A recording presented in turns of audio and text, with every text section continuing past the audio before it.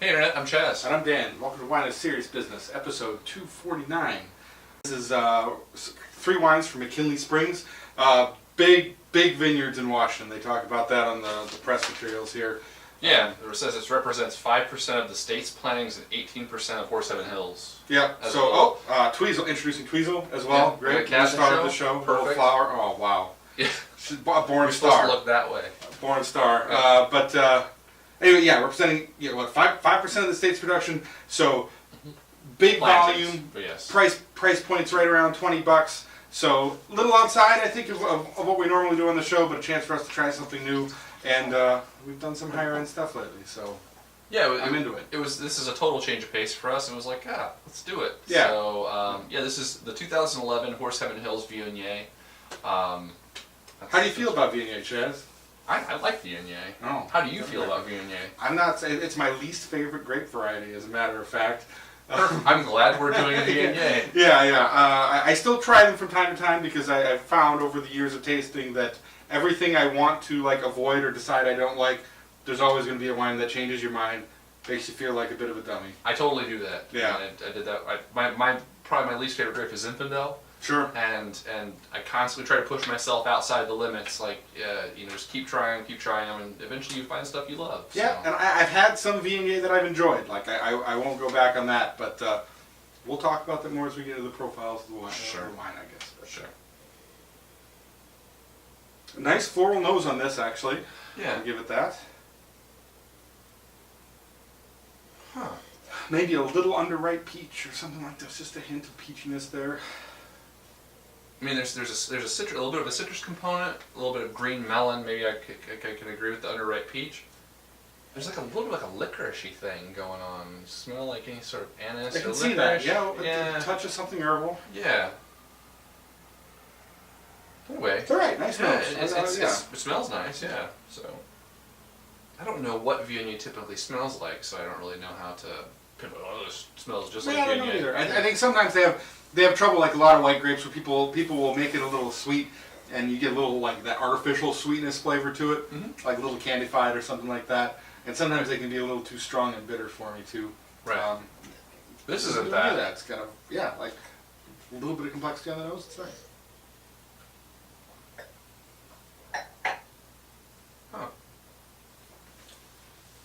Some of those melons are coming out to me a little bit, but they're more orange melon, maybe another light touch of the peachiness, more citrus sort of packed behind it. Good acid, enough acid. There's a good bit of richness and roundness here that's you can kind of sense a little bit of malactic fermentation in it. Sure. You know what I'm saying, like that thing you get in Chardonnay sometimes. I'm wondering, like a little lees contact. Where it's a little bit buttery, it's a little bit round. Yeah, it's edging in there a little bit for sure. Surly. Ooh, there we go. Yeah. And stainless steel tanks. There you go. So look like I know a little bit. Nice. Right. Well done. Yeah. So go ahead. Oh no. I'm really with you on the lemons. I feel like maybe you bite a little too far. You're really digging the melon or the lemon. You get into the rind. You get into the rind a little bit. Yeah. A little touch of bitterness there, and that's where Viognier gets me a lot. I think there's a lot of times a flavor of a lemon zest thing going on in there that I'm kind of getting in this one too. Mm-hmm. There's an edge of bitterness. There is actually an edge of bitterness on the finish of this too. Yeah, I would agree with that. A little bit of heat does permeate in the finish, you kind of feel a little bit in the back of your mouth. But overall, a pretty nice wine. We're having this just above, or this is probably just below cellar temperature actually. Sure. It's been out of the fridge a little while, but all in all, I think what did you say, $16 or something is what this retails at. Solid wine for $16. I would put 85, 86 points. And the bitterness is something I have a difficult time with across all types of wines. So a variety where that's kind of more frequently a part of it. I think that's definitely why I'm a little biased against it. Sticks around the palate, but I know people like that. I think some people are kind of drawn to that. Mm-hmm. A Chardonnay done in this style I would like a lot more. But for me, it's still 82. One of the biggest strikes against it is that it is a Viognier. I know that's crappy of me, right? That's very unprofessional. Such a hater. Or these guys are wine idiots to do stuff like that. But I just can't get into it. And it's all good. That said, well made. I could drink another glass and enjoy it. See, I kind of dig it. It's got nice richness. I kind of like bigger, rounder wines. I wouldn't I mean, yeah, It's not going to change your mind about Viognier, but it's not, but it's solid Viognier. Yeah. So for $16. there you go. You would know more than I. All right, so the second wine we're doing, we're just getting a rinse of, is the McKinley Springs 2010 Cabernet Sauvignon, Horse Heaven Hills. I love this too. So we're going to cut in a shot at the bottom of the cork there. Yeah. Just because I think it's worth talking about. It'll be fun. Well, it's fun Malbec, when so- we move on to the next wine. But Right. yeah, I need a point of reference with the Cabernet. Well, I'll make sure to take the bottle shots with the cork. Smart. Perfect. Yeah. Perfect. So anyway, pretty low alcohol, which was the first thing I noticed about this wine. It's like 13.5. Yep. Which- Lower than the Viognier, which we both noticed Right. fairly quickly. But, Yeah, but I don't know. I don't know the paperwork. What do you think? Yeah. Does it say anything about the vine age? Because it says the first thing it says on the back of the label is something about vine age, but I don't know. No. Okay. Oh, planted in 1980. Actually, does. There it is. Yeah. Yeah. So some older vines, some newer vines, some 2,000-year-old, or no wait, 2,000 acres. 2,000 acres. Yeah, there we go. Not Watch us read. 2,000-year-old We can vine. read from the sheet on camera. A Well lot of great internet Yeah. video tonight. Television. This is good. This is good television. This is wine television. Smells like Cabernet, I think. I'm getting a little more of that like green blackberry stem or blackberry bramble thing that I get Yep. very frequently on Cabernet. When we first checked them to see if they were corked, I didn't get much of that at all. A little Yep. more of that's coming out now, but nice smoky characters on the fruit. Mm-hmm. Not too heavy. Slightly underripe black currants. Nice. To me, Mhm. definitely stick out, and then just a hint of bell pepper. A little bit peppery as well on the nose, but Yeah, a little bit black pepper there too. I yeah, think as I was saying, yeah, it's got a hint of green, like the bell pepper, green bell pepper, but it's got a peppery, like a crushed peppercorn sort of thing going on. a in little those fruit two. in there, like nothing crazy complex that really grips you, but No, nice. it's- It's just a collection of nice scents. Right, nice Yeah. aromas. It smells like cab. Mm-hmm. There you go.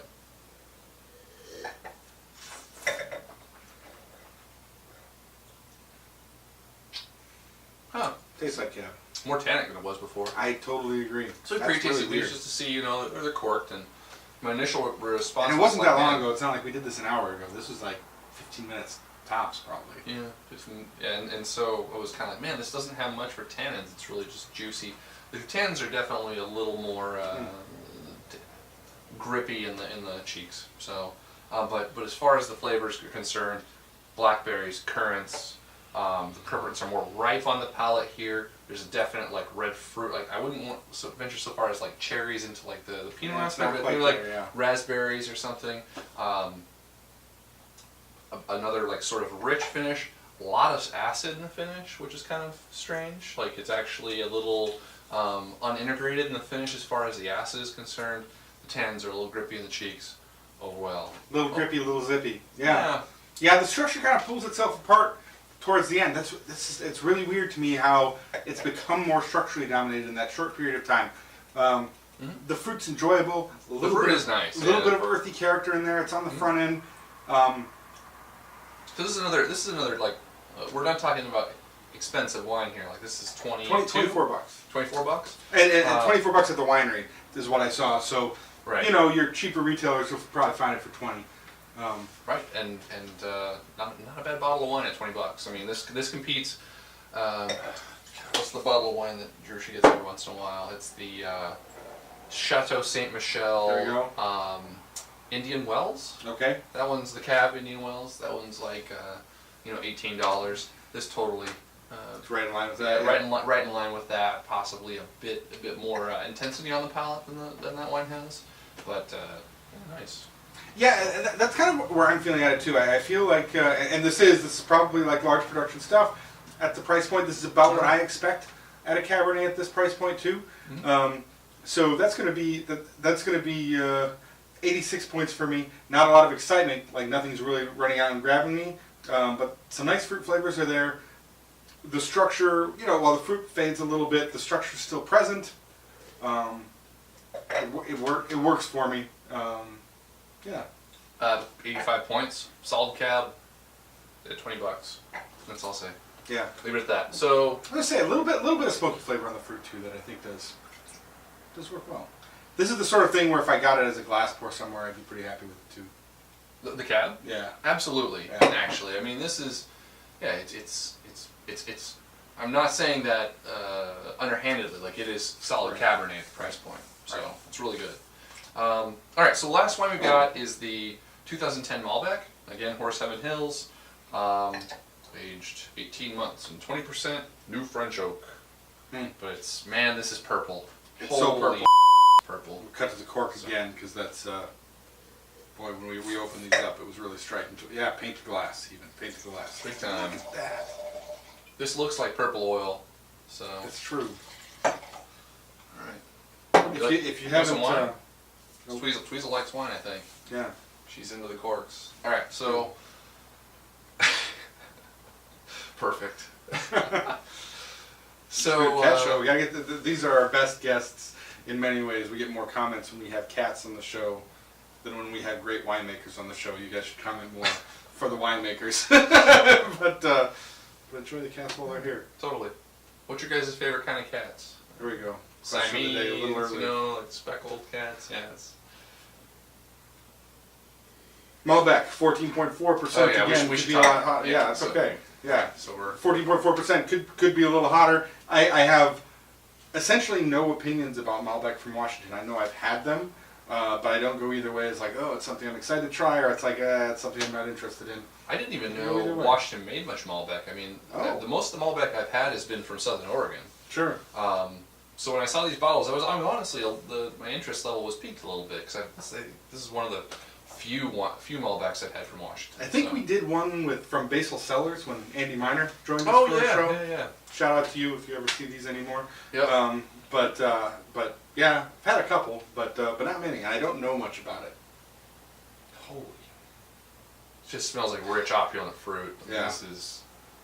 This is mellowed out. When we first poured it, it was pretty stinky too. Yeah, it There was like a rubber like a rubber not so good like tire thing going on. rubber ball, sort of like you get the red rubber ball like you played foursquare with in junior high and high school or grade school. But that's really blown yeah. off. It has. Now it's just like rich, very rich fruit with an earthy sort of pie cherries. Yeah, blackberry jam, Blackberry asphalt. jam, asphalt. Yeah, a little bit of the asphalt tar thing going on. Blacktop. Yeah. Tweezel's licking the cork, so I guess It must be good. yeah. She's feeling wow. She's really feeling it. All right, it's Yeah. good. Recommended by 1 out of 1 cats on Wine is Serious Business. Yeah, it totally has that. You know, I haven't used that descriptor on wine in a long time. It's like, you know, plums, blackberries, currants, smashed up on like fresh black Yep, top. totally. So.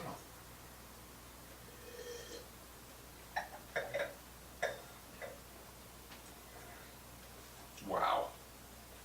That's a mouthful. Yep, Herpaderp. Man, that is.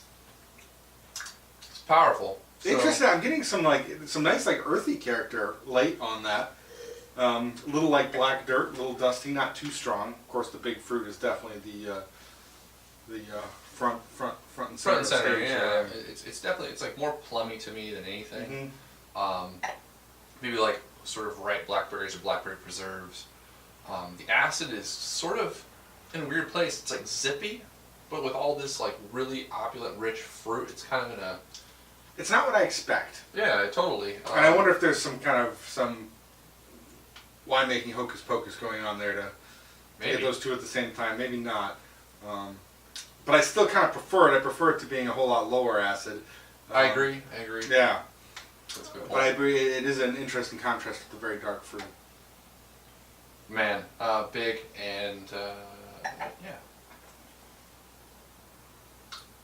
It's all right. It's all right. I'm a little less into this one. I mean, obviously, I like the cab a lot more than this. So, this is just. It's just. At least for me, the intensity is like too dominant. The acidity is. I know, right? Like I am Mr. Purple Drink. Like I am Jay Miller embodied, and in a wine blogger, and I don't know. It's almost too much. Drink it faster is the thing I'm getting. Structural elements like real early, and like tannins kind of on the front of the tongue, which isn't something that I get too much. But if I drink it more quickly and think about it, I'm enjoying it more. When we both opened this to check it, there you go. That's the classiest That's cat. just That's what people oh my god. No, that's too much. Can You you roll over? can you put the black box? Can you do a black box? That'd be hilarious. I'll see if I can. I'll see if I can. There you go. There you go. Can you get it? She's feisty. Yeah. Anyway, so Anyway, when we tasted it before, we were both kind of down on it, and thought that was going to be a. I was just going to do.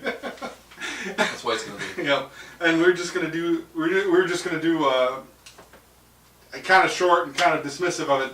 It's opened up a little bit. I'd say definitely don't pop and pour it. Give it a chance to air out a little bit. Yeah, you can throw it into a decanter, and it's definitely changed since we first tasted it. Because I was tasting like a straw. Wow. All right. Bad guess. Oh, I'm Bad sorry. guess. I'm sorry. All right. I was smelling and tasting a distinct sort of like red rubber ball, like a strong rubber component to it, and that has honestly completely blown off. You don't smell or taste it in the wine anymore. So this wine does change with air. Yeah, if you drink it fast, you get a little more of the dark fruit, a little less of the structure. But in general, it's not.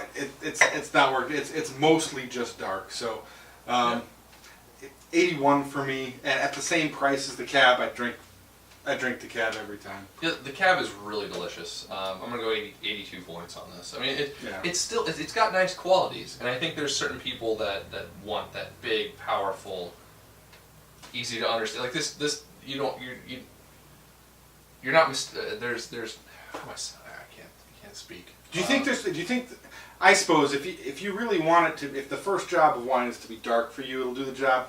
But I think even big red drinkers are going to be satisfied with that, and I would say go for the Cab. Yes, yeah, I agree. But so there we are. There's some people who want big, high power, high intensity, high alcohol wines, and that's true, and that works. So. It's true. All right, that's our show. We were talking about cats earlier, so that's our question of the day. What kind of cats are your favorite kind of cats? My favorite kind of cats are the ones that other people own. Me too, actually. But I like friendly ones. But I really don't have a preference, honestly. I've had in and out of various relationships and portions of my life. I've had cats and cats-in-law, right? And really, I like the cats that act like dogs. Sure. We've got one right. He's in the catcher right now, but sure. You can. He plays fetch. I'm pretty sure next summer I'm going to try to walk him on a leash and see what happens. Nice. Yeah. Because I think he'll do it. But yeah. My girlfriend's got a very nice cat. There. Shout out to Brulin. She'll love that. Big furry gray cat, very sweet. Yep.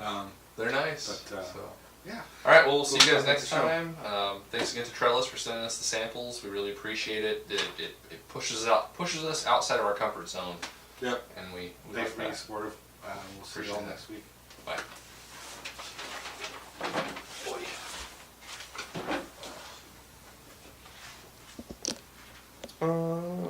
So 20 minutes, or that was 22 minutes with all the stuff at the start. So some cuts around that. God, if I can get the black box, that'll be cool.